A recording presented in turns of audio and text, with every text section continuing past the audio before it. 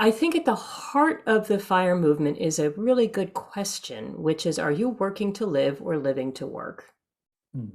Right? That's kind of the big question. And it's so easy to get on these treadmills and just keep going because that's what you do because it's in front of you and it keeps moving, right? So I think at its heart, right, the FIRE movement asks the question, what do you really need? And asks you to think about your time as this really valuable thing and invites people who are into it, right, to really start debating whether or not the freedom to know that you can meet your needs without a conventional paycheck, or as some people call it, my W-2 job, right? Yeah. But if you can meet your needs without that conventional paycheck, right, what does that then open up to you as possibilities? And I Mm. think to me that's a more interesting way to frame it, and that's kind of what I did, right? I mean, I'm 57.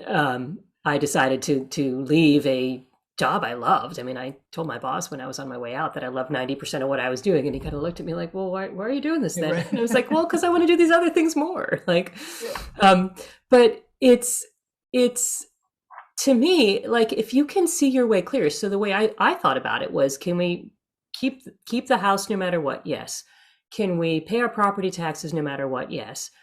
Can we see our way to, with my husband's job, with what I can bring in, working, being on board. So like, who knows if the book that I'm working on is going to be a success or not, but like, hopefully it won't be a net negative, but you know, like, can we live the way I can like create this baseline, which is frankly kind of fire movementy, like in eating rice Yeah. and beans, right? Yeah, we can. Okay, great.